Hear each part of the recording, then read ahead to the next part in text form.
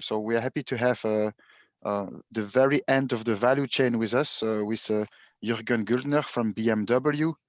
Jürgen is General Projects Manager, Agent Technology Vehicle Projects at BMW Group. So I think he's the best person to have on our side when it comes to the BMW technologies. So Jürgen, you are the last one today before a short panel session. So please take the floor. Thank you so much. Thank you very much, Fabrice, for the introduction. Let me try to share my presentation. Please let me know if that worked. Yes, we can see the first slide. Wonderful. I'd like to talk a little bit about our understanding of the hydrogen ecosystem and go into a little bit more detail, of course, of what we are doing with our projects and why we're pursuing this technology, why we're thinking that this hydrogen technology will be a complement to the battery electric technology, of course, that everybody else is pursuing at the moment. I think during other presentations, it already has been discussed quite extensively that hydrogen as an energy carrier is a global trend at the moment. We see that or have seen that for the last 2 or 3 years already. And the reasons are very simple. The world is going to a renewable energy system as a whole. And we took a lot of effort looking into this overall energy system and came to the conclusion that a second energy carrier will be needed to be able to answer all the questions of the climate change and the transition into a system that basically relies on renewable energy. And that holds for a lot of the applications that we've been talking about, and I'll go into that in detail a little bit further on.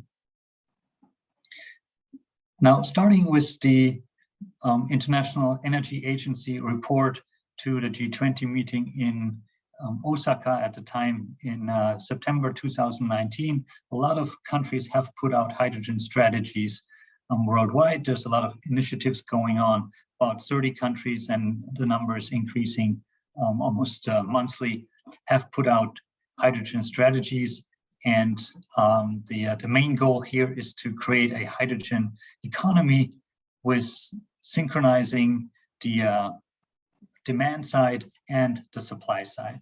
Of course, right now, the bulk of the hydrogen that is being used in industry and so on is so-called gray hydrogen, which is not very climate friendly, but there's a lot of technologies out there, namely electrolyzers and also some activities in the blue hydrogen field that are building up production for green hydrogen at the moment.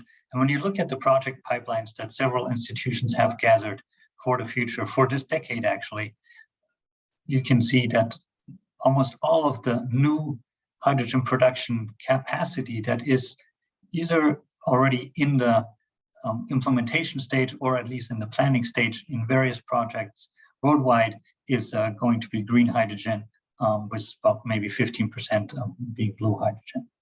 So we're very confident that in the next few years, there will be a lot of green hydrogen on the market, and the production capacity that is being built will also lead to decreased prices of hydrogen, of course. Now, when you look at the different studies that are out there for the role of hydrogen, you can see that depending on which study you look at, there's always a role defined in a future energy system. It varies from a worldwide perspective of 10, 15% to sometimes 25 or 30% as the amount of end energy being used as hydrogen rather than electricity or other energy carriers like methanol or artificial fuels and so on. The reasons are very simple. Hydrogen can be transported for over longer distances. That means renewable energy can be transported over longer distances, and that is important to import energy in the age of renewable energy. For example, Japan and Korea have started very early investing in the hydrogen technology because there's simply no other way for them to import energy, for example, import solar energy from Australia to Japan. The only really feasible way is to use hydrogen as the energy carrier for that. Same holds for Europe. There is a prognosis that Europe and certainly central countries like Germany in Europe will have to import energy in the future as well, like we're doing today, and that could be done through hydrogen. Within Europe and its neighboring countries, of course, the import can be done either in the liquid form or in the gaseous form. And one aspect of this all that has drawn politicians to the topic of hydrogen is that hydrogen can be transported in the existing natural gas pipelines by retrofitting those pipelines. And there is already plans by those companies who operate the pipelines to convert slowly, piece by piece, convert this network that we have. It's an infrastructure that's already there to hydrogen to transport energy over long distances. And that actually is cheaper and more efficient than transporting electricity over very long distances. Besides the fact that building new electric power lines through Europe is a political nightmare for a lot of people. Since hydrogen is a gas, it can also be stored over long periods of time, kind of literally speaking, bringing the sun from summer to winter. That is also a benefit, and some of the storage capacities that are now used for natural gas could, in the long run, and we're talking here, the 30, excuse me, the 30s and the 40s, excuse me, could be transferred or changed to store hydrogen. And last but not least, a lot of applications simply cannot be decarbonized with electricity alone. Here, hydrogen has to play a role because electricity doesn't do everything. In the transport sector, there's a clear discussion going on right now between battery electric solutions and hydrogen solutions. Here, obviously, it depends very much on how the transport medium is being used. Right now, we see a lot of activities in the truck business, also for delivery vans and also buses that travel longer distances as a complement to battery electric vehicles. After all, a fuel cell electric vehicle is an electric vehicle as well. It's just a different way of storing the energy in the vehicle.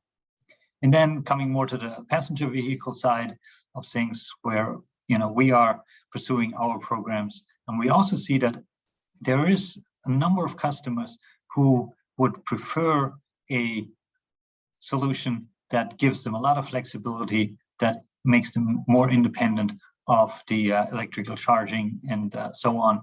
So there is some interest, and you can also see that in various surveys that newspapers and so on have done in the past, that there is some interest, even from customers for passenger vehicles, to have a hydrogen electric vehicle or a fuel cell electric vehicle rather than a battery electric vehicle.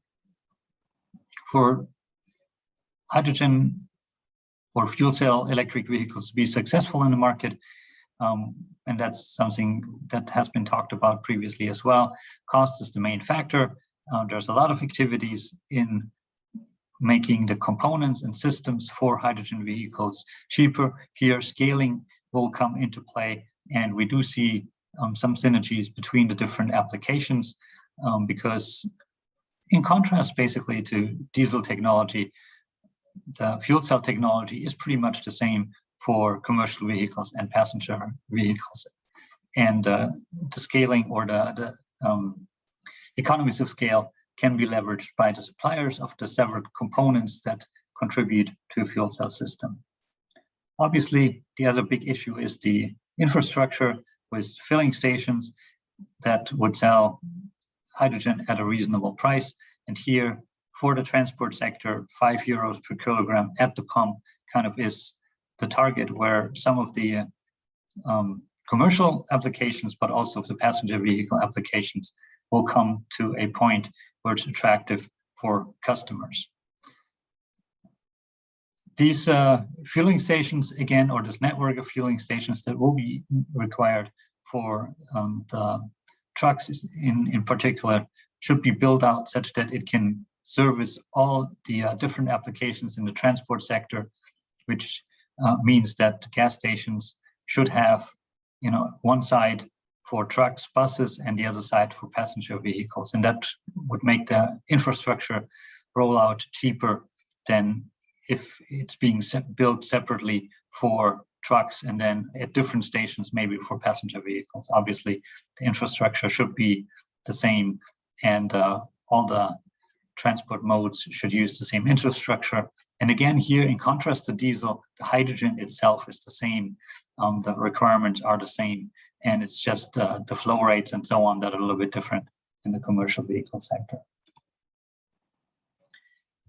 Now, at BMW, we're very customer-oriented, and that's why we are pursuing this technology, as I mentioned, in addition to our battery electric vehicles, because some of our customers have told us that, especially for long distance travel, for continuous operation, for customers who need a lot of flexibility, they would like to have the hydrogen mobility as their zero emission options for their personal mobility. And there's also a lot of talk about resources and efficiency and so on. And we did a lot of studies around that as well. And I'd like to share a few insights on that with you. One is really when you look at the complete footprint of a vehicle, starting from producing the vehicle itself, then the use phase, and then the recycling phase, gives a completely different story than if you just look at the efficiency from having electricity and then driving the miles or kilometers. In fact, here there's a lot of studies out there that show that battery electric vehicles and fuel cell electric vehicles can indeed have comparable CO2 footprints over the whole life cycle, as we call it, rather than if we just look at the use phase. So there's more to efficiency than just looking at that. Also, when you look at the big picture, again, importing hydrogen, for example, from countries that have a high yield in regenerative energy, like the North, Norway, and so on for wind, and the South, be it Spain, Italy, or Morocco, even Saudi Arabia for the sun, then those countries have a much higher yield of renewable energy. But as I mentioned, electricity is hard to transport over very long distances. So hydrogen can be used as an intermediate energy carrier, as a medium, so to speak, and then it actually makes more sense to use the hydrogen directly in the transport sector rather than reconverting it to electric power and to use it that way. So we think that hydrogen is able to provide a zero emission solution for a lot of customers in all transport modes. Obviously, we are very much committed to the sustainability and circularity, and as with all our other powertrains, we are working along the entire value chain to make sure that the hydrogen or the fuel cell electric vehicles are going down in CO2 footprints and are sustainable. Recently, we have shown our latest project at the IAA Mobility Motor Show in Munich. That was in September.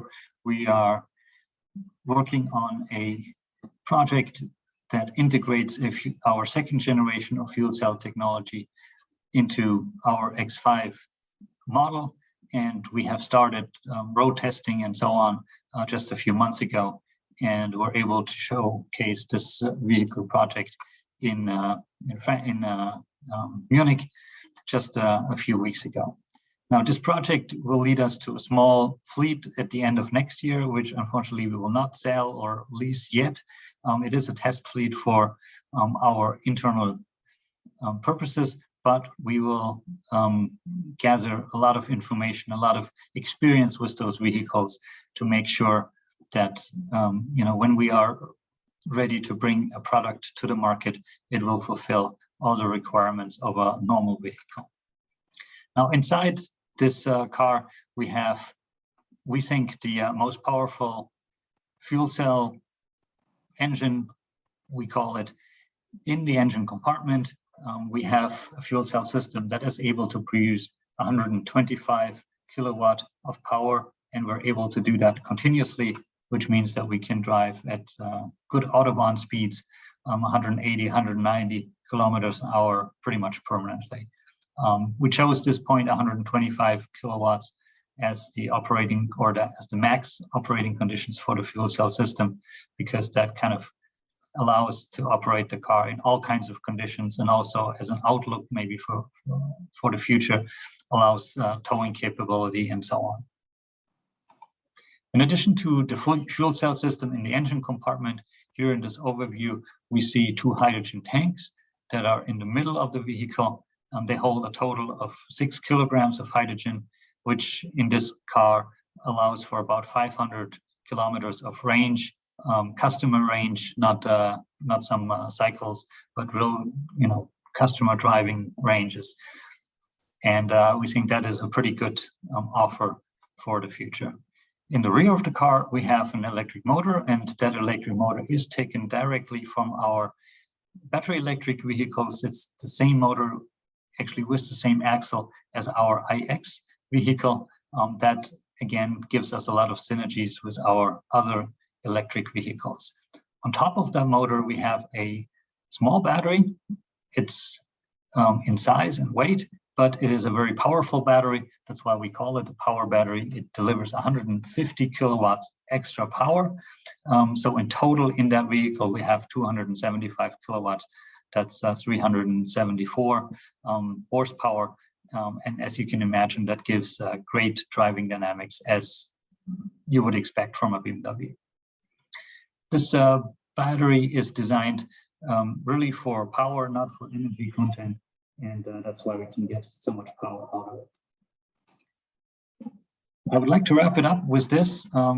Basically, we are pursuing this technology because we believe that we need a second technology on the road in addition to the battery electric vehicles.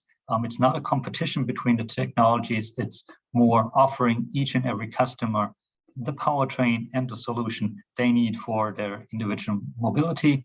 Fuel cell electric vehicles are electric vehicles with all the advantages of zero emission driving, very silent ride, and very good pickup, but with the capability to use them the way people are used to use their cars, drive to a gas station, fill up in 3 to 4 minutes the hydrogen tank, and then keep going.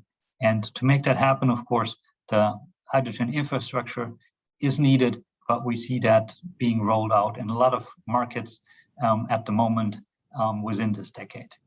Thank you very much.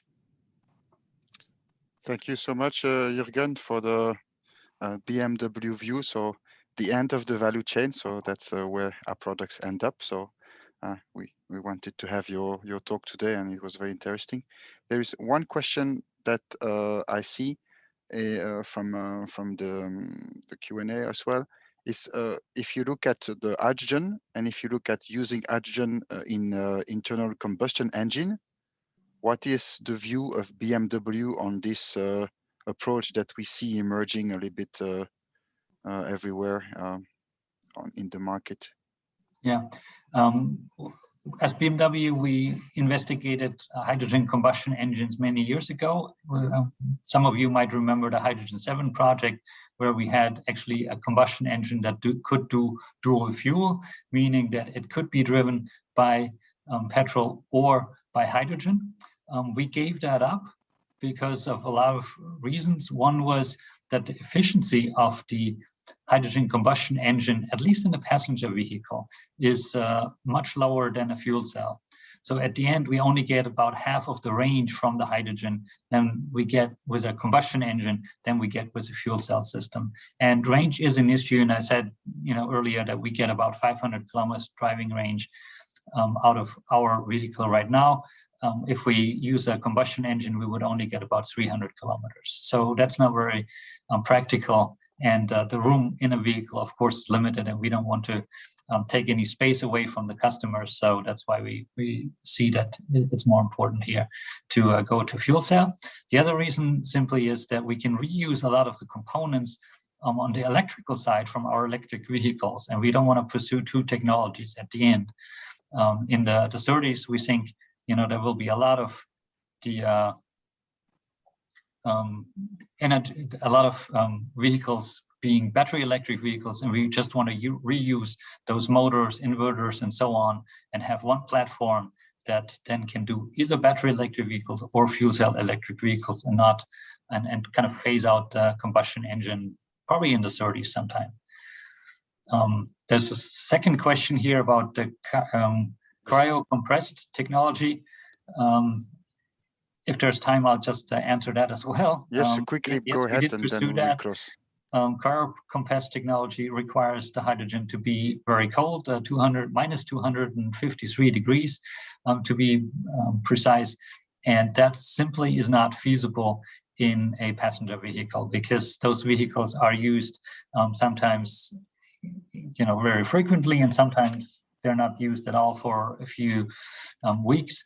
And then the hydrogen has to be released because it slowly warms up, and then at some point the pressure gets so high that it has to be released in a controlled manner, which also means that you can't have those vehicles parked in a closed space and so on. Parking garages are an issue. So at some point we decided for passenger vehicles, we're going to 700 bar gas hydrogen, and that's what we're doing right now. There, the hydrogen really stays in the tank. The tank is totally sealed to, you know, all technical standards. So you can park the car for 4 weeks and still find it full of hydrogen when you come back. The cryo technology could be useful in the commercial vehicle sector, where the use pattern is different. There, you know, you gas up the vehicle either in the evening or in the morning before you start driving, and it's not so much an issue of keeping the hydrogen cold in the vehicle itself. There it could have a role, but not in a passenger vehicle. Okay, clear to me. I propose we close the question round.